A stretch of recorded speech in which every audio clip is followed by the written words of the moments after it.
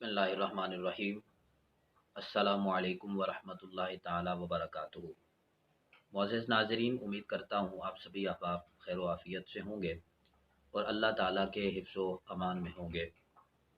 एक साहिब ने सवाल पूछा था कि वुज़ू की कितनी किस्में हैं और किन किन जगहों पर इंसान के लिए वुज़ू करना फ़र्ज़ होता है, उसकी वज़ाहत फरमा दें।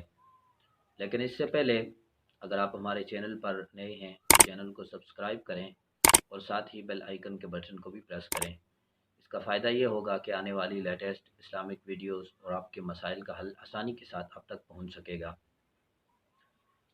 सूरत मसूला ये है कि वुज़ू की कितनी किस्में हैं और किन किन चीज़ों के लिए वुज़ू करना फ़र्ज़ है। सबसे पहले तो हमने वुज़ू की किस्मों को देखना है। वुज़ू की 3 किस्में हैं बुनियादी तौर पर। एक वुज़ू फ़र्ज़ है, दूसरा वाजिब है और तीसरा सुन्नत है।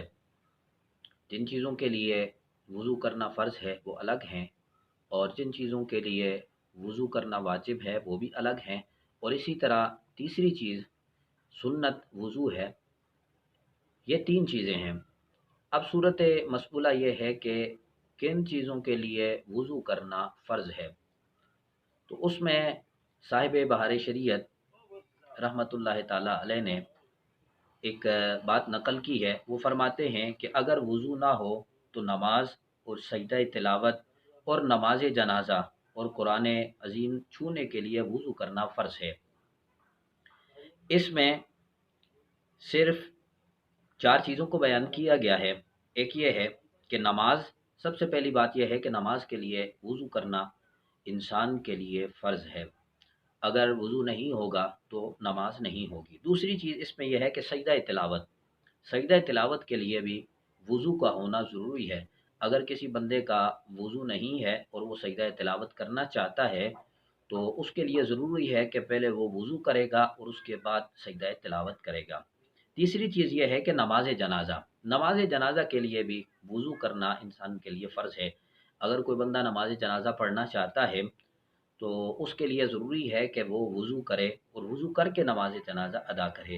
अगर वो बग़ैर वुज़ू के नमाज जनाजा अदा करता है तो नमाज जनाजा नहीं होगी। और अगर उसके लिए वुज़ू करना इस बात में उसके लिए ज़रूरी है कि वो जब भी नमाज जनाजा अदा करना चाहे तो पहले वुज़ू करे और उसके बाद नमाज जनाजा अदा करे, और उसका ये वुज़ू करना नमाज जनाजा के लिए ये फ़र्ज़ है।